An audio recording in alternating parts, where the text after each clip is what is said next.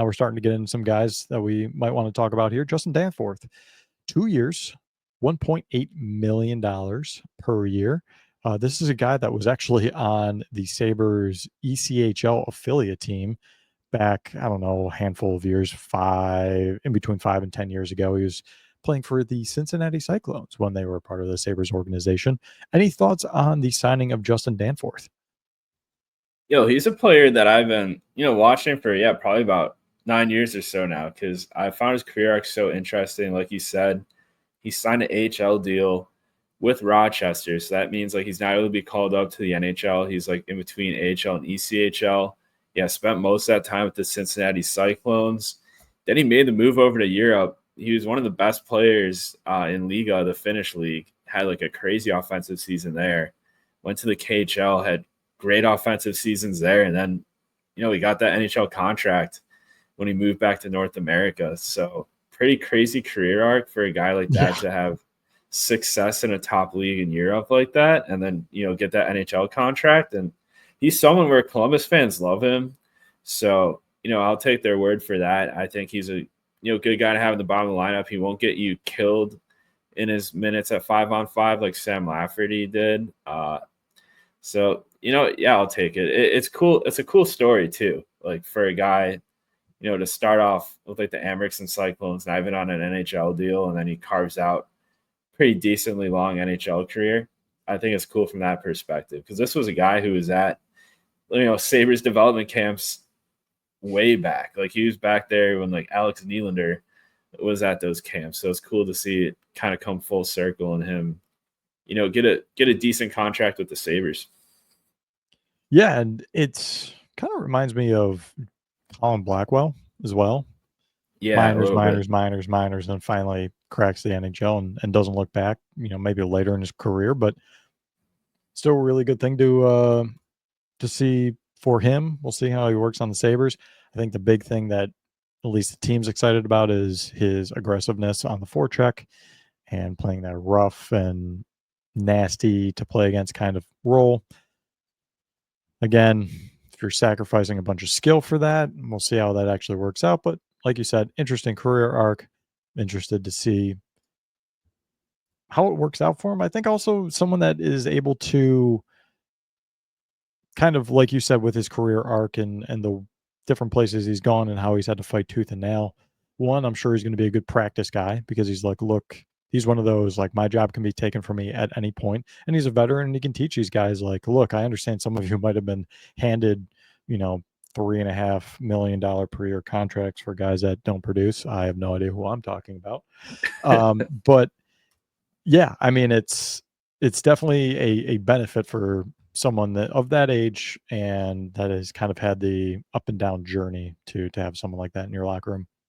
Let's get to some more exciting guys. Alex Lyon, 2 years, $1.5 million. What do you make of that signing? Do you think it's just a James Reimer but can play a few more games and it's still UPL's net? Do you think it is to have Levi stay in Rochester? What do you make of that situation? I have my own opinion, but I wanted to hear yours first. Yeah, I do think it was a good move, just in terms of getting Levi to stay in Rochester another season. Because, beginning of the playoffs, I was like, what, Devin Levi looks ready for an NHL role. That Laval series, like, I know you shouldn't read too much into like a handful of games against a really good AHL team, but he was like legitimately not good during that series. Like, he just let in goals he should have saved, and at the end of the day, he kind of let down his team as well. So I think for him, I think even he probably wants to, kind of get a redemption arc for that group in Rochester. I think he definitely realizes that he wasn't that great down there to end the season.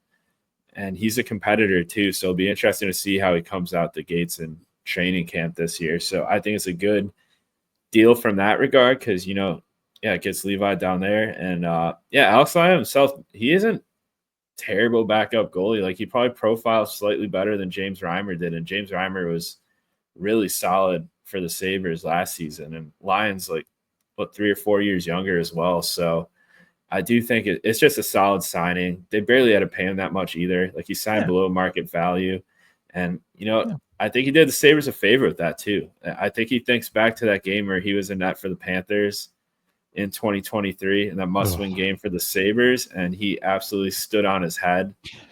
And the Panthers just barely beat the Sabres. Like off that offsides challenge, that would have tied things up. They beat the Sabres. So maybe he's, giving a bit of a discount because he feels bad for us. Hey, whatever the reason is, I don't care. Yeah, I think it was a good signing. Got to, we try to call balls and strikes here. Obviously, we do have our own opinions as fans, and especially me, I can kind of go off a little bit, but give credit where credit is due. I think it's a pretty good signing. And yeah, I'm in the camp of it's a Reimer that's a little bit younger, that you have a little bit more control over because it's not just a 1-year thing, and he can play a little bit more as well. And if UPL really stinks, then you have someone that you can actually lean on for multiple games. And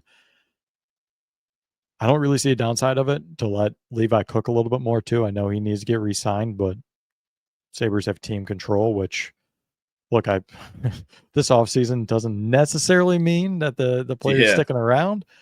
But I think, like you said, Levi kind of wants his redemption. He had a very good regular season, but I don't know. For him specifically, it kind of mirrors what's going on with the Maple Leafs. It's like, yeah, you had a great regular season. What'd you do in the playoffs? And let's see that again. If you can, have another stellar season in the regular season and perform better than he did in the playoffs, then I think we're looking pretty good. And I don't think you can over develop, especially a goalie, leaving him down there. I don't think there isn't a rush to bring him up, especially when you get a guy in like Alex Lyon.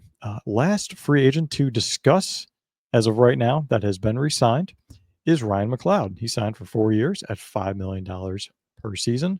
What are your thoughts on the Ryan McLeod re-signing? I thought that was a great deal. I Yeah. think being able to get McLeod for, 4 years, very reasonable cap hit. He's someone who I think his game will work on any team at any stage. So I think just being able to get that deal done was, just awesome for the Sabres because he was someone where, Yeah. like you said, team control seems to not really matter that much with this Sabres team. It seems like if you're a little bit unhappy, they'll send you packing towards a better situation. It's like not even a punishment. It's like you're being rewarded for being unhappy. Yeah. So just in terms of that, yeah, just the safety of having him here 4 more years, great depth to have. I thought it was a fantastic deal.